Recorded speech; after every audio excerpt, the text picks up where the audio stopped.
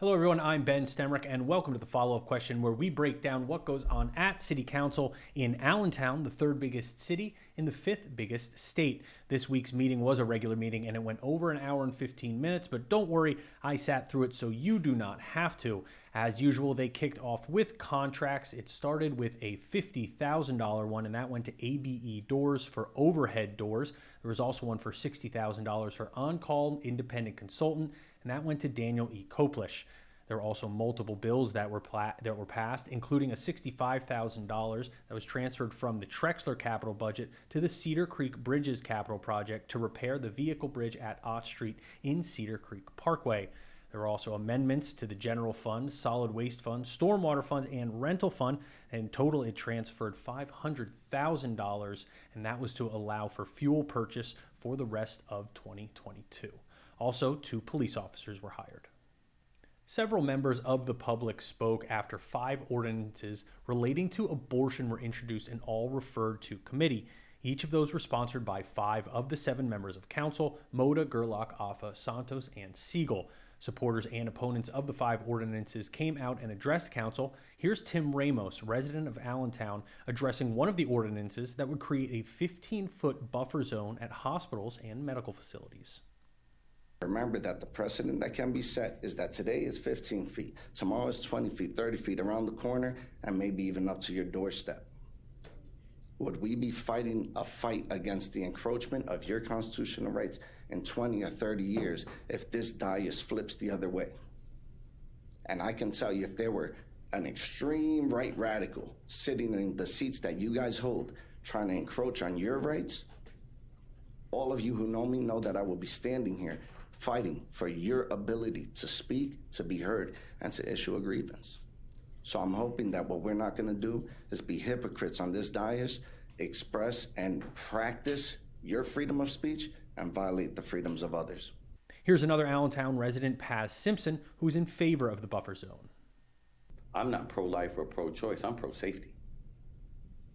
These women having this buffer zone gives them a chance to not have to deal with an additional pressure. There's real things that we're facing in the city. So if you can give a woman the opportunity to make a decision safely in her own peace of mind, and I agree, these people should give some form of information, because some women may come into a situation uneducated, but they should not be there in a space and in a place when they need to make their most critical decision. That is up to that woman. And I think council should continue to push forward to find a buffer zone. I had a chance to sit down with Councilmember Josh Siegel and talk to him about those 5 ordinances and why they were proposed. But before we start, in full disclosure, in May, I was hired for a 1-day public event by Planned Parenthood Keystone to record that event and edit a short video of that day. Now, here's our interview with Josh Siegel. Hey, Josh, thanks for joining me again. Always appreciate it. Last night there was we had a city council meeting. It was an interesting one. We had quite the hot button issue with a few pieces of the agenda. Why don't we jump right into those? Those had a lot to do with abortion rights here in the city. Some of them had to do with distances that people could be at certain areas. Why don't we start there and tell me what that's about? So basically what we're working to do is replicate buffer zones that exist in Pittsburgh and Harrisburg around healthcare clinics, healthcare facilities. And really the idea is that we want to create time, place, and manner restrictions that both respect people's First Amendment rights to protest, organize, and preach, but also make sure that people are safe from harassment and bullying and any sort of like undue interference with their exercise of their rights. Now, that wasn't the only one. Talk to me about the other pieces that were there and how they all kind of play into each other. Yeah, so basically the package of 4 ordinances, and the idea behind all of them is at the municipal level to do as much as we can to protect, codify, and ultimately stand up for reproductive rights and reproductive justice. So the buffer zone ordinance, which I think is very important, mostly because it matters now, and it matters especially even more if a Republican governor like Doug Mastriano were to get elected, or Republicans were able to use a constitutional amendment to overturn or some way curtail a woman's right to choose. I think we're going to see more and more people. This is obviously probably the most divisive issue of our time. It's one that, creates probably the strongest amounts of polarization and partisanship. And I think we're going to see a lot more people sort of aggressively, pushing back against abortion. And so the idea behind the buffer zone was to make sure that women going to healthcare clinics are not harassed and that they feel safe exercising their reproductive rights, while obviously making sure that, we're not interfering with anybody's First Amendment rights. Some of the other ordinances, for example, make sure that in this environment, Allentown continues to be a safe haven and sanctuary for women seeking reproductive justice and exercising their reproductive rights. So one of the ones that we're looking to pass would say, if a woman comes from out of state to seek, an abortion in Allentown, we would not cooperate with out-of-state prosecutors trying to pursue her to the city.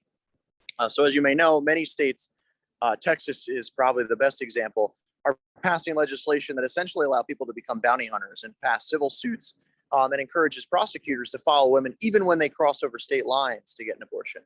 And what we want to make sure here in Allentown is that we in no way at all use our city resources to facilitate those investigations. They are wrong. They're unjust. And most importantly, no other state or municipality in a different state is going to compel our city staff and city resources to be used in their investigation.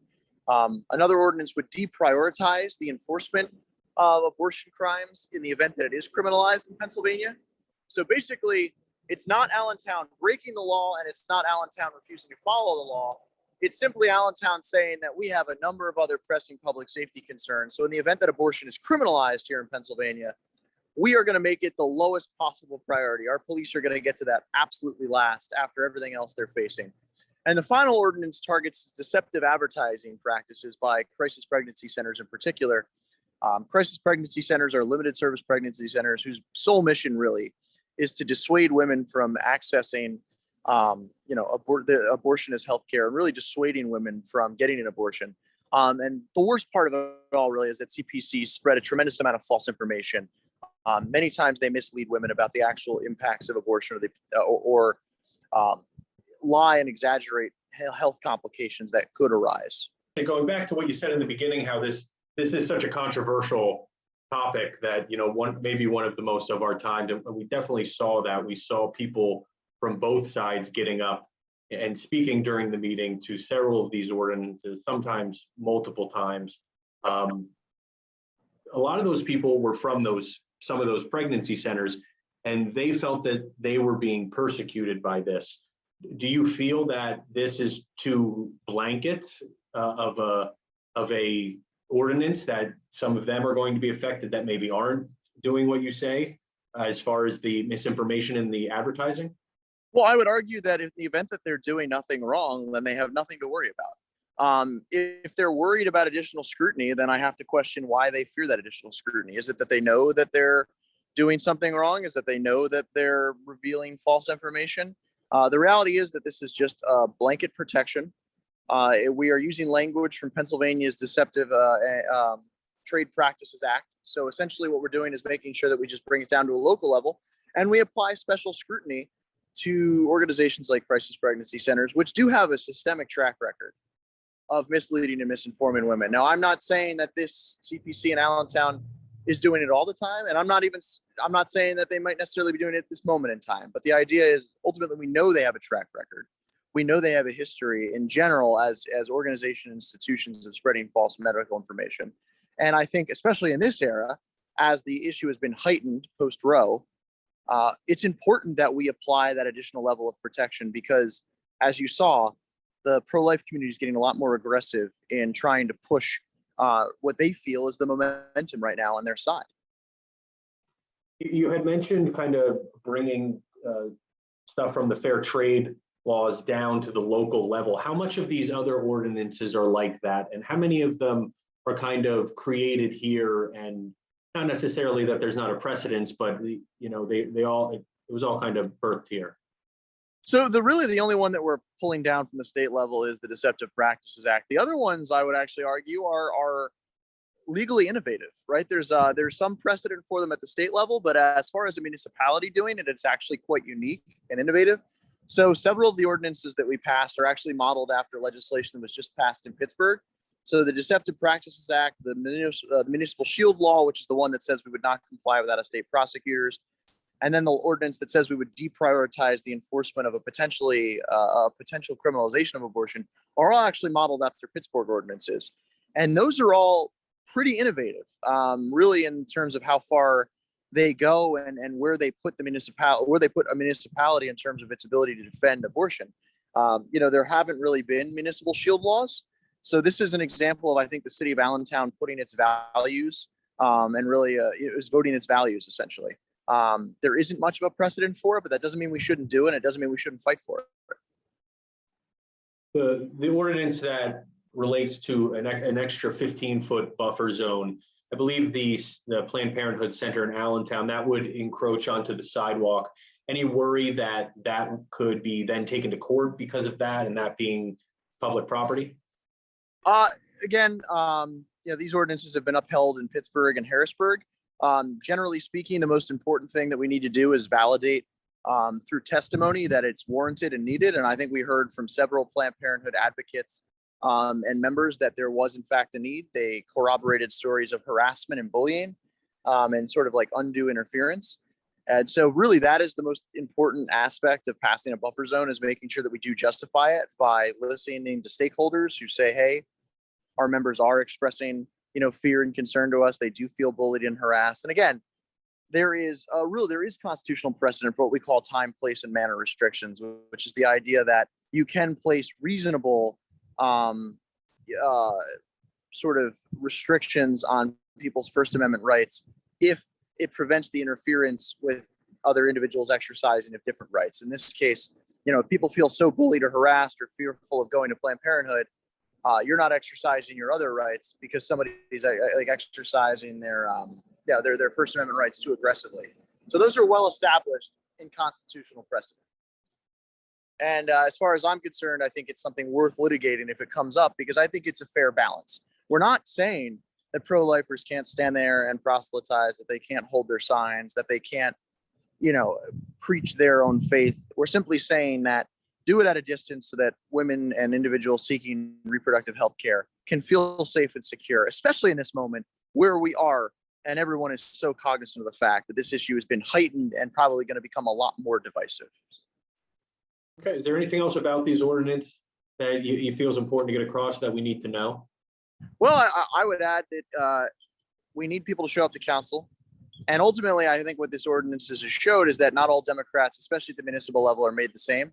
What I was disappointed in is that we don't actually have 7 sponsors. We only have 4. Myself makes 5. So actually 2 members of council are against these ordinances, which is deeply frustrating. I would hope that Allentown would stand as one, as a unified force. And unfortunately, we're not. And so I think it heightens the importance that municipal politics are also partisan politics. We often try to say that, like the municipal level, it's just about potholes and road work. And that's not the truth.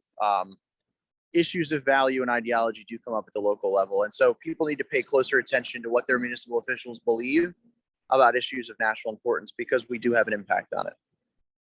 That's going to do it for this episode of the follow-up question. The next meeting is set for August 10th, and that is going to be a special meeting regarding ARPA funding, where council is going to take testimony on public safety, infrastructure, and capital projects. Again, that meeting is set for August 10th. I'm Ben Stemrick. Thanks for paying attention.